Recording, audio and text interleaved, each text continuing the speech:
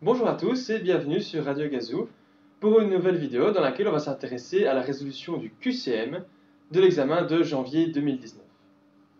Alors, donc, pour la première question de ce QCM, on nous dit que les composantes en mètres de la position d'un point matériel s'écrivent x de t, y de t égale t carré plus 10t plus 2 et moins t cube plus 54t.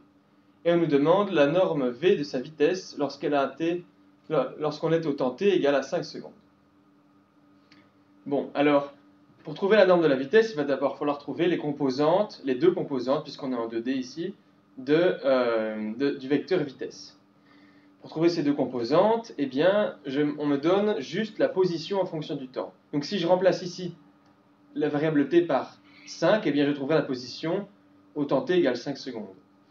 Eh bien, il faut savoir que, on se rappelle, la vitesse, c'est la dérivée de la position par rapport au temps. Et donc, je peux écrire que mon vecteur v, ça va être vx de t, vy de t, et que ça, chaque composante va être la dérivée de l'expression x de t ici, et la dérivée de l'expression y de t ici. Alors, si je dérive la composante x de t, la position, j'ai t carré plus 10t plus 2, donc t carré, ça va me donner 2t, plus 10t, ça me donne plus 10, et plus 2, eh bien la dérivée d'une constante est nulle, ça fait 0, pas besoin de noter. Maintenant, je peux dériver la composante y, moins t cube plus 54t, or moins t cube me fait moins 3t carré, plus 54t, et donc plus 54. Maintenant que j'ai fait la dérivée de ma position en fonction du temps, eh bien j'ai obtenu mon vecteur vitesse en fonction du temps. On me demande la norme de la vitesse au temps t égale 5 secondes, donc je regarde la valeur de mon vecteur en t égale 5. Je remplace simplement à chaque fois t par 5. Donc 2 fois 5, 10, plus 10, 20.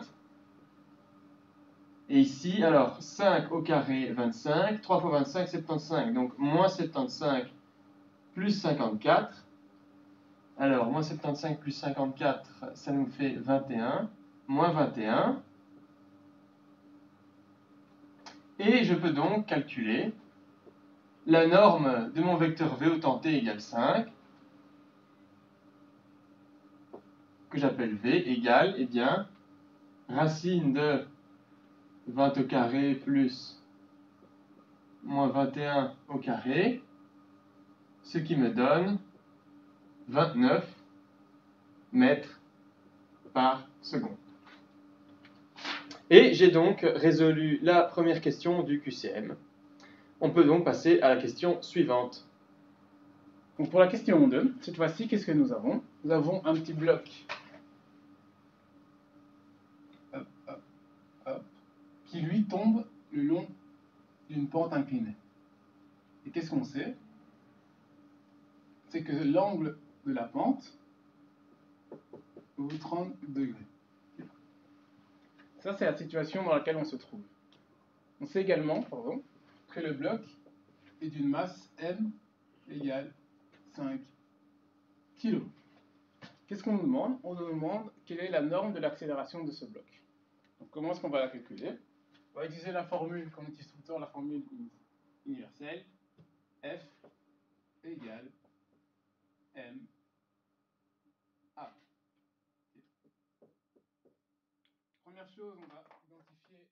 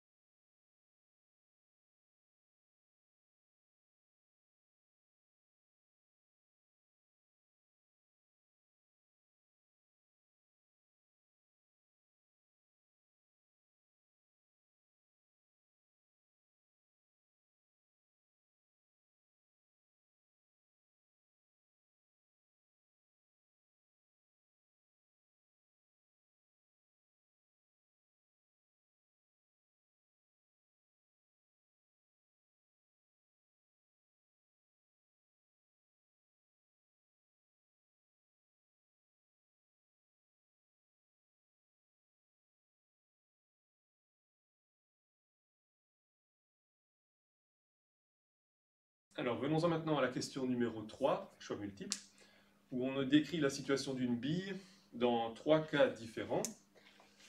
Donc, question 3.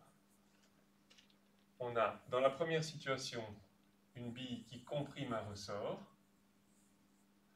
Ensuite, la bille, on lâche la bille part vers le haut, et donc le ressort se détend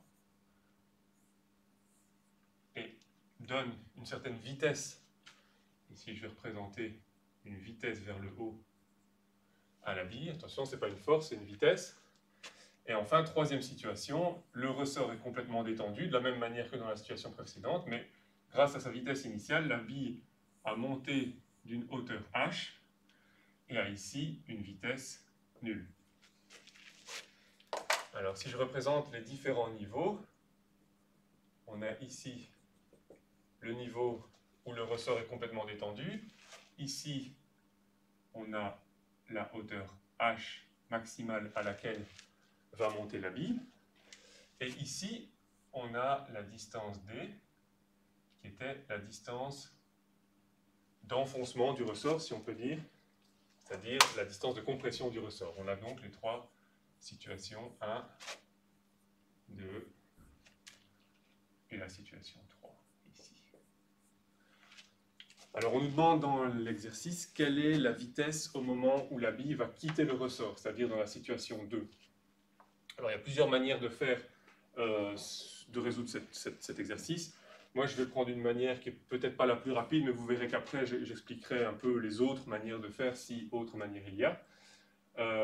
Ce qui peut sembler intéressant, c'est de faire des bilans d'énergie. Donc dans cette situation-ci, dans chacune des 3 situations, on peut faire un bilan d'énergie. Dans la première situation, qu'est-ce qu'on a comme énergie en présence? On n'a pas de vitesse, donc on n'a pas d'énergie cinétique. On a une énergie potentielle. Si on prend le référentiel comme étant cette situation-ci, on a une énergie potentielle qui est négative, donc on a moins d'énergie potentielle que dans la situation 2. Donc on aurait une énergie potentielle qui vaudrait moins mg d. Et enfin, on a une énergie de compression dans le ressort, que je pourrais appeler R, on va l'appeler S, spring, S, qui est égal à K, la constante de raideur du ressort, fois D carré sur 2, D étant la distance de compression. Ça, c'est la situation 1. En situation 2, on a une vitesse, donc on a une énergie cinétique, qu'on ne connaît pas, enfin, on ne connaît pas la vitesse, c'est justement ce qu'on cherche, mv carré sur 2. Par contre, on est à l'altitude 0, donc on n'a plus d'énergie potentielle, ou en tout cas elle vaut 0. Et le ressort est complètement détendu, donc on n'a plus d'énergie stockée dans le ressort. Et enfin, dans la dernière situation, on n'a plus de vitesse, la bille est au sommet de sa trajectoire, donc la vitesse est nulle, donc l'énergie cinétique est nulle. Par contre, on a bien une énergie potentielle qui vaut mgh. Et comme pour la situation numéro 2, le ressort est complètement détendu et donc on n'a pas d'énergie stockée dans le ressort. On a donc 3 situations énergétiques avec des transferts entre les différents compartiments d'énergie, cinétique, potentielle et ressort. Alors maintenant, ce qu'on peut faire, c'est, ok, ce qu'on cherche, c'est la vitesse. La vitesse apparaît ici. Donc on va essayer de voir comment est-ce qu'on peut relier cette énergie-ci aux autres énergies. Alors, première chose qu'on pourrait faire, c'est comparer les situations 1 et 2. On sait qu'il n'y a pas de dissipation dans notre exercice. En tout cas, ça n'est pas mentionné dans l'énoncé. Donc, il y a conservation d'énergie. Et donc, on peut dire ici que K2 est égal à l'énergie potentielle en 1 plus l'énergie du ressort en 1. Et donc, on obtient, si je dis que l'énergie en 1 est égale à l'énergie en 2, on a que mv carré sur 2 est égal à kd carré sur 2 moins mgd. Et donc, on obtient v qui est égal à 2 sur m pour la racine de tout ça fois kd carré sur 2 moins mgd. cette expression, on peut la simplifier un peu. Vous voyez, il y a des m qui peuvent se simplifier ici, il y a les 2 qui peuvent se simplifier. Mais grosso modo, vous verrez que vous n'arriverez pas à trouver une des 5 réponses avec cette solution-là, qui est correcte, mais qui n'est pas dans les 5 solutions proposées. Alors, ce qu'on peut faire aussi, c'est comparer les situations 2 et 3. Comparons les situations énergétiques en 2 et en 3, et on sait que, comme il n'y a pas de dissipation, on a une égalité, et là, on peut écrire, tout simplement, que l'énergie cinétique en 2 est égale à l'énergie potentielle en 3. Et ça nous donne tout de suite V qui est égal à racine de 2GH, qui est quand même une expression qui doit vous dire quelque chose dans le contexte MRUA, par exemple. Et cette réponse-là se trouve parmi les propositions. C'est la première proposition, la proposition A. On a donc trouvé la réponse. Alors, il y avait moyen, bien entendu, de faire beaucoup plus simple que ce que j'ai fait. La première chose plus simple, c'est qu'on aurait pu ne pas passer par l'étape 1 égale à 2, en se rendant compte tout de suite que ça fait intervenir des choses trop compliquées par rapport aux réponses et aller directement à l'essentiel. Une autre manière de faire, ça aurait été de se rendre compte qu'à partir du moment où la bille a quitté le ressort, en fait, le ressort n'intervient plus dans l'exercice, et tout ce qui se passe, c'est simplement un objet avec une vitesse initiale qui monte et qui descend. Et ça, c'est un MRUA classique. Donc ça, vous auriez pu utiliser les équations du MRUA pour trouver la même réponse. Et enfin, la dernière chose à dire pour cet exercice, c'est que si vous regardez les 5 propositions, elles n'ont pas toutes les mêmes unités. Et donc, ça veut dire qu'il y en a quand même beaucoup, je pense quasiment toutes, que vous pouvez éliminer rien que sur base des grandeurs physiques, donc sur le fait que les unités ne correspondent pas à des vitesses. Voilà pour la question 3 en QCM. Dans cette 4e sous-question du QCM, on nous demande quelles sont les unités de la puissance. Alors, pour pouvoir retrouver les unités de la puissance, eh bien, nous allons décortiquer ce que veut dire une puissance pour retomber en fait sur des unités du système international. Donc, la première chose à se souvenir, c'est qu'une puissance, en fait, c'est une quantité d'énergie qui est produite pendant un certain temps. Et cette quantité d'énergie W, en fait, peut être calculée comme une force fois une distance divisée par un certain temps. Alors, maintenant qu'on est revenu à des concepts un peu plus simples, donc force, distance et temps, on va s'intéresser à ces unités-là. Donc, premièrement, on sait qu'un temps, ça s'exprime en secondes. On a déjà des secondes. Et une distance, ça s'exprime en mètres. Il nous reste une force. Une force, on sait que c'est exprimé en newton. Mais newton, ça ne correspond pas aux unités du système international. Donc, une petite technique qu'on va utiliser, c'est qu'on va se souvenir de l'équation de la 3e loi de Newton, qui nous dit que, en fait, la somme des forces est égale à MA. Et on sait que comme on a une égalité, les unités à gauche sont égales aux unités à droite. Donc, des newtons, en fait, l'unité newton, ça représente quoi? Eh bien, une masse, c'est exprimé en kilos.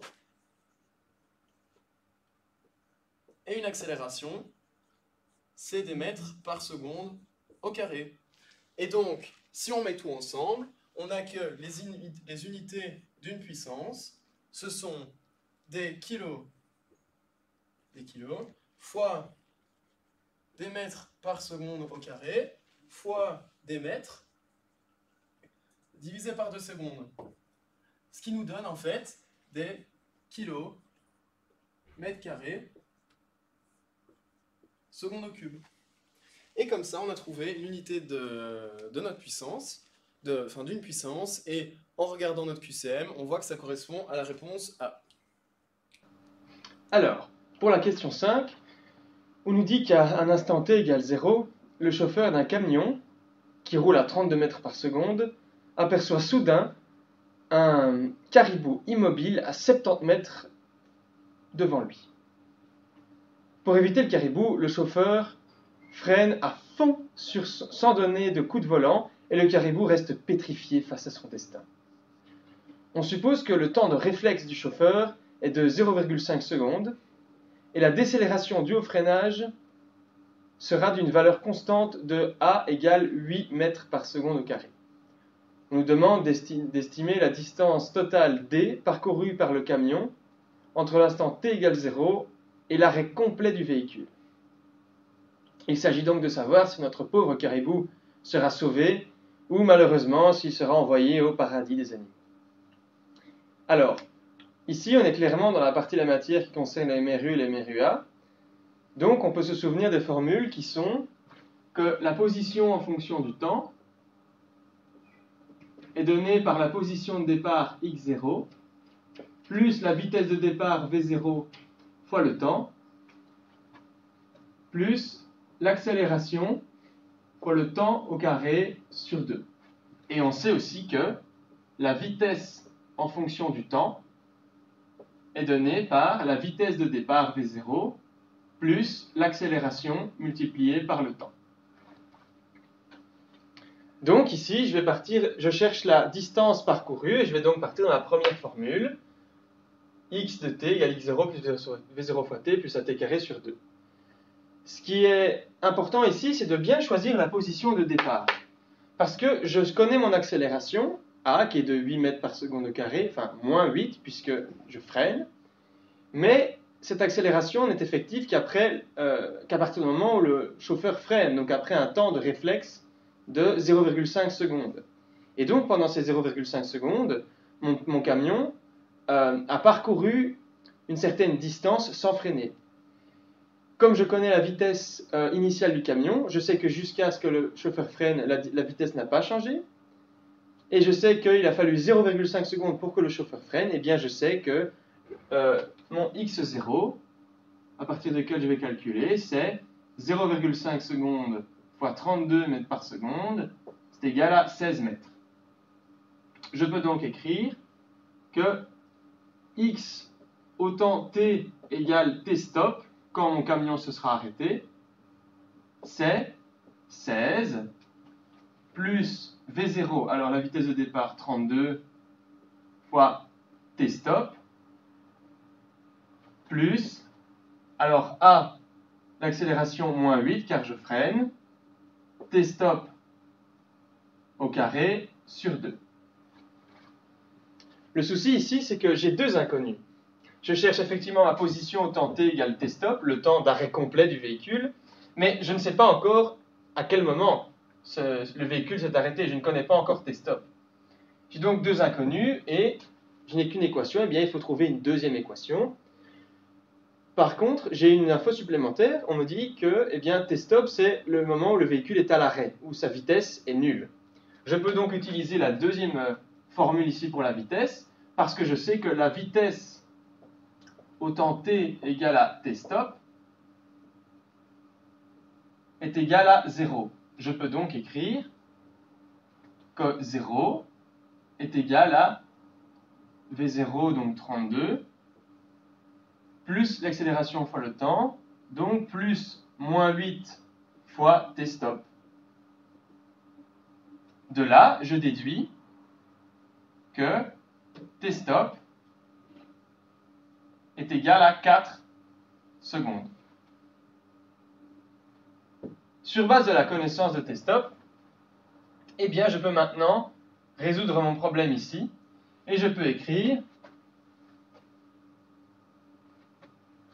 que x au temps t égale t stop, donc 4, eh bien c'est 16 plus 32 fois t stop, donc 32 fois 4, plus moins 8 fois, alors t stop au carré, 4 au carré, 16, n'oublie pas le moins, attention, sur 2, et cela me donne 80 mètres. Je sais donc qu'avant de s'arrêter complètement, mon camion a parcouru une distance de 80 mètres. Cette distance est plus longue que la distance qui séparait initialement mon camion du caribou. On peut malheureusement dire que le caribou est entré au paradis des animaux. On peut donc passer à la question suivante du QCM. Donc, pour la question 6 maintenant, on nous dit qu'on considère une roue de vélo d'un rayon grand R et qui est entraînée par le mouvement de la chaîne avec un pignon de rayon petit r. On nous dit aussi que par convention, une valeur positive de l'accélération et des forces représentées correspond à la donnée telle qu'elle est représentée sur le dessin. Et on nous demande décrire, selon la convention qui est donnée sur le dessin, l'équilibre de rotation. Alors, on remarque que forcément, la petite roue de rayon petit r et la grande roue de rayon grand R, le pignon et la roue de vélo, sont solidaires, et donc les forces et moments qui s'appliquent sur l'une vont s'appliquer aussi sur l'autre. Si je regarde d'abord la force poids et la force normale, je constate que, en fait, si je fais le produit vectoriel avec le rayon, eh bien, j'obtiens une réponse nulle, parce que la force est dans la direction du bras de levier. Donc, je ne dois pas les prendre en compte lors de mon calcul. Par contre, si je regarde pour le pignon, je vois que la force F, qui s'applique 2 fois, est bien perpendiculaire à son bras de levier, qui est le rayon du pignon, et je peux donc noter que le moment qui est dû à la force F est de 2 petit r grand F. Pourquoi 2 petit r grand F? Eh bien parce que vous voyez ici, j'ai 2 fois la force F, bien qu'il y en ait une qui soit dirigée dans un sens et l'autre dans l'autre sens. Comme elles sont chacune de part et d'autre de la roue, elles vont quand même le faire tourner dans le même sens. Je peux donc les additionner. Et j'ai donc 2 RF. D'un autre côté, quelle autre force agit sur ma roue et lui donne un moment non nul sur ma roue? Eh bien, c'est la force de frottement, puisqu'elle aussi est perpendiculaire à son bras de levier, qui est le rayon, cette fois-ci non plus du pignon, mais bien de la roue de vélo, donc le rayon grand R. Et je vois que, eh bien, cette force de frottement agit dans un sens, produit un moment qui est contraire à l'accélération que j'ai donnée comme positive sur mon dessin. C'est-à-dire que c'est dans un sens opposé au moment créé par la force F. Je peux donc noter un moins ici, grand R fois petit f, qui est le module de ma force de frottement. Et je sais que forcément, la somme des moments est égale à mon inertie qui multiplie mon accélération angulaire. Et maintenant, j'ai pu obtenir l'équation d'équilibre de rotation et j'ai résolu la question numéro 6 du QCM. Maintenant, nous allons résoudre la sous-question 7 du QCM. Que nous dit cette sous-question 7 du QCM? Nous avons un objet qui se balade sur une trajectoire circulaire.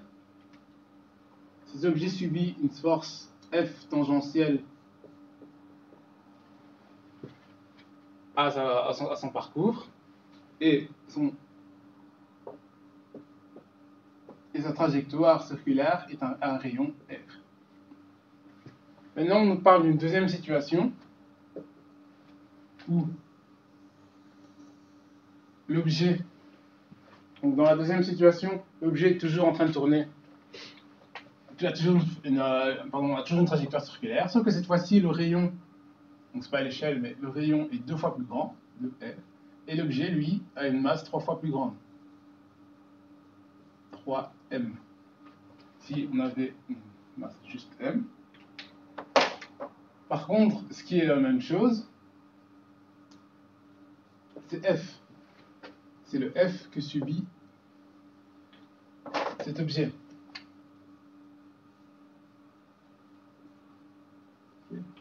Et avec le même F. Et quelle est la question? On nous demande cette nouvelle configuration, donc un objet 3 fois plus lourd avec qui tourne autour d'un rayon 2 fois plus grand, et qui subit la même force. Quelle va être son accélération? On va ça. On va déjà décrire ici ce qu'on a.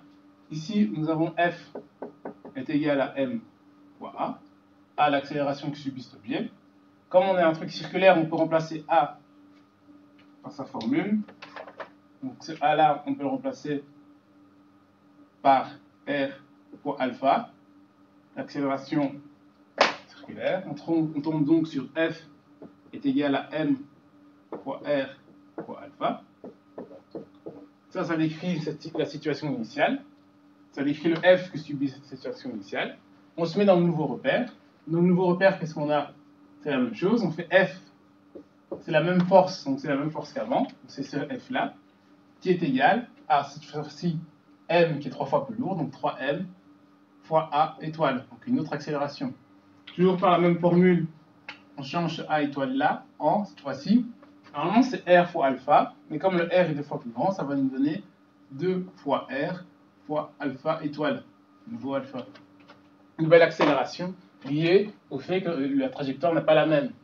On tombe directement donc sur F est égal à 3 fois M fois 2 fois R fois notre alpha étoile. Le F que subit cet objet-là, c'est le même qu'avant, donc c'est ce F-là. On va donc mettre ceci à l'intérieur. On tombe donc sur M fois R fois alpha est égal à 6 fois M fois R fois alpha étoile. Donc, comme on dit, on vient enlever le M avec le M, le R avec le R, et on tombe sur alpha sur alpha est égal à 6 alpha étoile. Ou autrement dit, alpha sur 6 est égal à alpha étoile. Voilà. Avec ça, on trouve la relation qui lie alpha et alpha étoile, et on peut résoudre la sous-question 7 du QCM. Alors, passons maintenant à la question QCM numéro 8. Alors, la question 8, on nous parle d'une échelle de masse L posée sur le mur, on nous donne l'angle d'inclinaison de l'échelle, on nous nomme déjà les forces de réaction du sol et du mur sur l'échelle, et on nous demande quelle est l'unique relation qui exprime l'équilibre des moments de force par rapport au sommet de l'échelle. Bon, alors, quand on regarde les 5 réponses disponibles dans le QCM, on se rend compte qu'en fait, elles se ressemblent quand même relativement toutes. Elles sont toutes correctes au niveau unité. Donc, il n'y a pas trop de secret. Il va falloir résoudre le problème pour trouver la solution. On ne peut pas vraiment déduire quoi que ce soit de la forme des réponses. Donc, premièrement, faisons un dessin. Même s'il est déjà donné dans l'énoncé, ça ne fait jamais de mal de représenter à nouveau l'énoncé pour être certain d'avoir tout bien compris. On a donc l'angle phi ici. On a une normale N1 qui représente la force d'appui sur le mur, enfin, la force que le mur exerce sur l'échelle. N2, le sol exerce sur l'échelle. On a une force ici, F, la force de frottement du sol sur l'échelle. Et enfin, on a bien entendu le poids de l'échelle, mg. Et ce sont bien entendu tous des vecteurs. Voilà. J'ajoute en plus que je vais travailler avec un repère x, y. Puisqu'on parle de moment, je vais définir mon sens positif de moment dans cette direction-là. Alors on nous demande quelle est la relation qui lie, quelle est la relation d'équilibre des moments autour du point qui est le sommet de l'échelle. Donc on va écrire les différents moments par rapport au sommet de l'échelle. Donc il y a 4 forces, mais comme vous le savez, si une force s'applique sur le point autour duquel on va calculer les moments, cette force n'a pas d'effet sur l'équation des moments. Donc on aura une équation avec 3 termes. Alors, premièrement, on peut déjà calculer par exemple le moment de la force N2. Donc la force N2, son moment va s'appliquer par rapport à ce point-ci avec un bras de levier qui est ici. Donc ça, ce segment de droite ici, c'est le bras de levier du moment qui va être généré par la force N2. Ce bras de levier vaut quelle longueur? Eh bien, il vaut la longueur de l'échelle fois le sinus de l'angle phi. Et donc, la normale N2 va donner un moment dans le sens positif par rapport à la définition que j'en ai donnée. Et donc, on va avoir, si j'appelle ça le moment de N2, on va avoir que ça donne L sinus phi fois la norme de N2. Si on regarde maintenant le moment de la force de frottement F, alors cette force va s'appliquer avec un bras de levier qui est lui ici. Et cette longueur-ci vaut la longueur de l'échelle fois le cosinus de l'angle phi. Et donc, si on calcule le moment de la force de frottement, on va avoir L fois cosinus phi fois la force de frottement F. Enfin, si on regarde le moment généré par le poids, lui, son bras de levier va être la moitié, puisqu'il s'applique au centre de gravité, la moitié de la longueur de l'échelle. Donc il aura un bras de levier 2 fois plus petit que la force normale. Par contre, il ira dans l'autre sens. Donc on va avoir un moment lié au poids, qui vaudra L demi fois sinus phi, fois le poids, mg, avec un moins devant, puisque le poids va faire tourner, enfin le moment donné par le poids va tourner dans le sens inverse de la référence que j'ai donnée là. Et donc si on fait, comme on est en équilibre statique, si on fait la somme des moments, égale à 0, on aura 0 est égal à L sinus phi n2 plus L cosinus phi fois f moins L demi sinus phi fois mg. Voilà la relation qui lie les moments si on les exprime par rapport au sommet de l'échelle. Alors vous constatez que ça ressemble un petit peu à certaines des solutions dans les 5 propositions qu'on a, mais ça n'est pas encore exactement aucune de ces solutions. Donc on doit aller plus loin.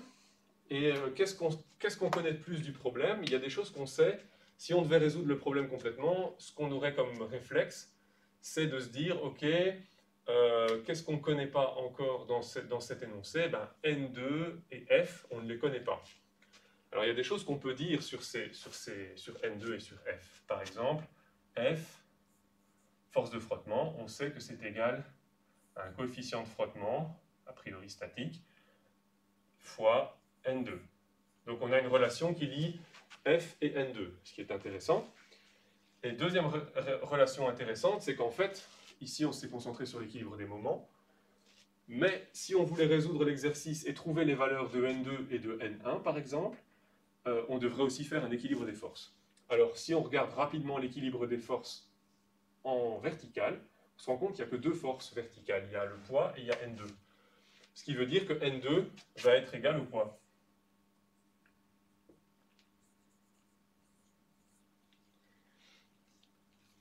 Et donc, en fait, on se rend compte qu'on peut réécrire toutes ces 3 équations, ces 3 moments, ou encore cette relation d'équilibre, on peut la réécrire en faisant disparaître soit tous les mg, soit tous les f, soit tous les n2. Et donc, si on réécrit cette équation en remplaçant avec ces 2 équations-ci dans le problème, on aura L, N2, qu'on va remplacer par mg, fois sinus phi, plus L cos phi fois F, mais F, on va le remplacer par mu fois N2, et N2, on va le remplacer par mg, donc on aura mu fois mg. Donc on aura L mu mg cos phi. Et le dernier terme, on aura mg qui va rester mg, pas de problème. Donc on aura L sur 2 fois mg fois sinus phi. Et dans cette expression-ci, on peut simplifier tous les mg et on peut simplifier tous les L. Et donc il reste 0, je vais réécrire ici, il reste 0.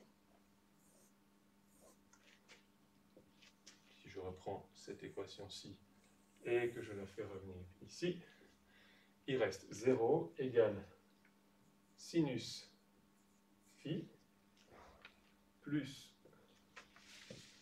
mu cos phi moins 1 demi sin phi. Ce qui donne 0 égale 1 demi sin phi plus mu cos phi. Et donc, ça nous donne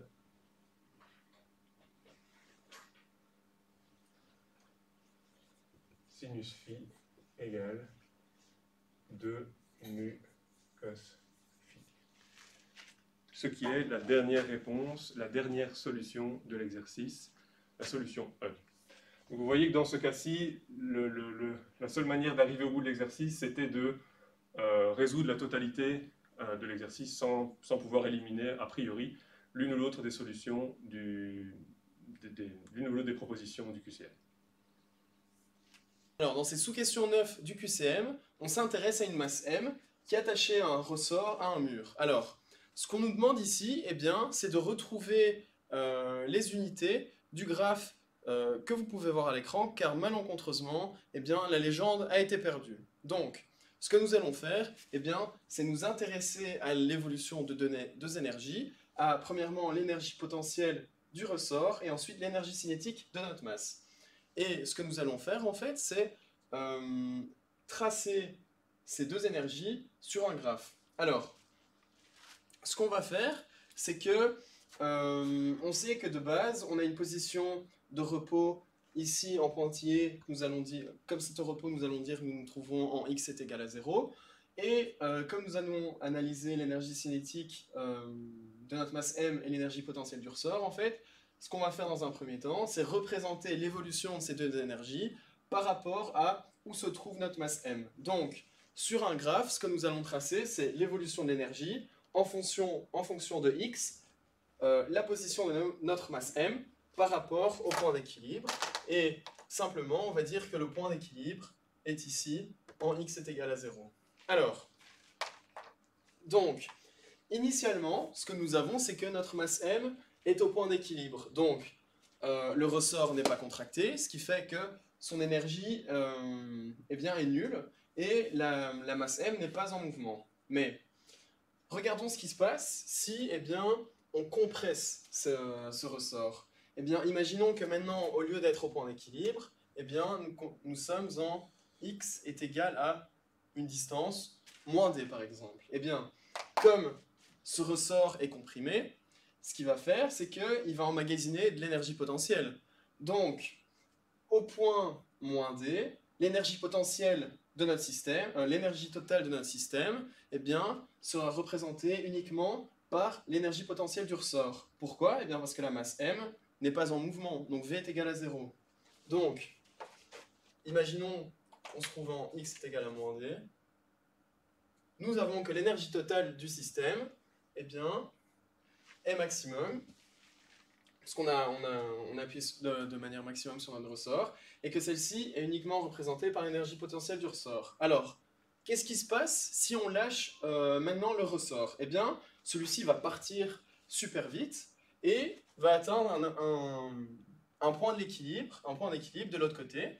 Alors, à quoi correspond ce point? Eh bien, comme on a compressé ce ressort d'une distance d, si on néglige les forces de frottement, donc les pertes par frottement, eh bien, on va arriver ici en plus d. Donc, x est égal à plus d. Donc, et qu'est-ce qui va se passer à ce point-ci? Eh bien, l'énergie cinétique de notre ressort sera maximale, mais par contre, l'énergie cinétique de notre masse sera de nouveau nulle, parce qu'une fois qu'elle arrive au bout, ce qui se passe, c'est qu'elle va ralentir, et puis elle va commencer à revenir. Donc, imaginons on se trouve ici en plus d. L'énergie totale du système est uniquement représentée par, eh bien, l'énergie potentielle de notre ressort. Alors, si on regarde l'expression de l'énergie potentielle de notre ressort, on sait qu'on a quelque chose en x carré. Et au point d'équilibre, eh bien, l'énergie de notre ressort est nulle. Donc, nous avons également un troisième point. Et comme on sait qu'on a du x carré, on a une parabole, ce qui veut dire qu'en fait, l'énergie de notre ressort ressemble à quelque chose comme ça. Et ici, ça passe par 0. Hop là. Et donc, pour l'énergie cinétique de notre masse, qu'est-ce qui se passe? Eh bien, quand on est en moins d, celle-ci va être nulle, vu que la masse ne bouge pas. Et j'avais dit exactement la même chose pour en plus d. La masse ne bouge pas car elle va revenir. Donc, l'énergie cinétique en moins d et en plus d est nulle. Ensuite, qu'est-ce qui se passe? Donc si on est dans cette situation-ci, on relâche notre ressort, la vitesse de notre masse va augmenter jusqu'à un point maximum, et ce point maximum sera quand? Eh bien ce sera à notre point d'équilibre. Pourquoi au point d'équilibre? Eh bien parce qu'à ce point-ci, l'énergie potentielle de notre ressort est nulle, et donc, comme l'énergie de notre système est conservée, celle-ci est totalement dans l'énergie cinétique. Et donc, on atteint un point maximum en x est égal à 0 ici.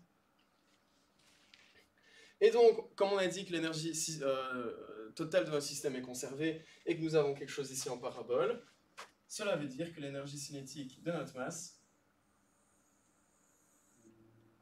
a une forme comme suit.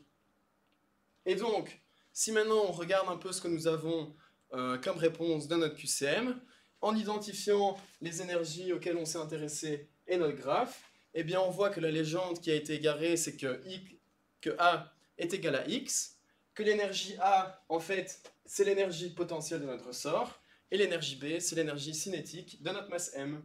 Et donc comme ça, on a résolu la sous-question 9 du QCM. Et enfin, la question numéro 10, la dernière question de ce QCM. Alors, on nous dit que dans un parc d'attraction, on a un wagonnet de masse M qui dévale une pente d'une hauteur initiale h, qui effectue ensuite un looping dans un cercle de rayon R. Tous les frottements sont supposés négligeables. Et on nous demande quelle doit être la hauteur h initiale de notre wagonnet pour être sûr qu'il ne tombe pas pendant le looping. Alors ça, c'est un exercice assez classique qu'on a déjà vu en TP. On peut refaire le petit dessin ici en plus grand. Et je pars d'une hauteur h pour faire un looping d'un rayon R. Mon wagonnet a une masse M. Bon, alors la première chose à savoir, c'est quelle est la vitesse que doit avoir mon wagon pour éviter de tomber une fois qu'il fait son looping. Et donc, le moment critique, bien sûr, c'est quand il arrive ici au sommet. Quelle est la vitesse qu'il doit avoir quand il est ici au sommet pour être sûr qu'il ne tombe pas, la vitesse minimale? Et bien, pour ça, il faut que, pour trouver la vitesse minimale, donc, il faut que ce soit la vitesse qui correspond à une accélération centripète qui a la même valeur, qui a le même module, qui est égal à la gravité, la force de l'accélération de la gravité. Je connais l'accélération centripète, je connais sa formule, elle est donnée par V carré sur grand R, et donc je sais qu'elle doit être au moins égale à l'accélération de la gravité pour que mon chariot ne tombe pas. Donc je peux dire V sur R est égal à au moins G. Ici je mets un égal parce que je suis intéressé dans la valeur minimale. V sur R est égal à G. Je peux donc tout de suite déduire que la vitesse nécessaire sera racine de G fois grand R. C'est une première chose, mais ensuite, il faut savoir quelle sera la vitesse que j'atteins en ce point-ci, au sommet de mon looping, quand je pars d'une certaine hauteur h. Alors ici, on nous parle de hauteur et de vitesse. On va donc faire des bilans d'énergie. Et si on suppose qu'il n'y a pas de frottement, eh bien, je peux dire que toute l'énergie potentielle que j'avais à ma hauteur h s'est convertie en énergie cinétique une fois que je suis arrivé à la hauteur du sommet de ma boucle de looping. Alors, si je pars d'une certaine hauteur h, j'ai une énergie potentielle initiale qui est de mg h, et je descends jusqu'à une hauteur de 2r. Donc, si je fais le delta des énergies potentielles, je passe de mgh à mg fois 2r. Et ce delta d'énergie potentielle doit correspondre à mon delta d'énergie cinétique. Delta U égale delta K ici, puisque je n'ai pas de force de frottement. Et ce delta d'énergie cinétique, eh bien, si ici j'ai une vitesse nulle, Et là, j'ai une certaine vitesse, et donc mon énergie cinétique est donnée par mv carré sur 2. Alors ici, v, je sais que de toute façon, si je veux que mon chariot ne tombe pas, il doit être au moins égal à racine de g sur r. Je peux donc déjà le remplacer. Je réécris ici mon équation mg h moins mg 2 fois r, qui est égal à m, alors v carré, v c'est racine de g sur r, carré et racine ça se supprime, donc je peux écrire mg r sur 2. Ici je constate que j'ai des mg dans chaque terme de mon équation, je peux donc les simplifier. mg, mg, mg. Et j'ai donc h moins 2r égale r demi. Je fais passer les deux r de l'autre côté. H égale r demi plus 2r. Si je convertis tout en r demi, égale r demi plus 4r demi égale 5r demi. Comme vous le constatez, 5r demi est bien dans les solutions proposées du QCM. J'ai donc résolu ici la dernière question du QCM de l'examen de janvier 2019. N'hésitez pas à lâcher un like et à vous abonner à Radio Gazou. Et on se retrouvera dans une prochaine vidéo pour d'autres corrections d'examen.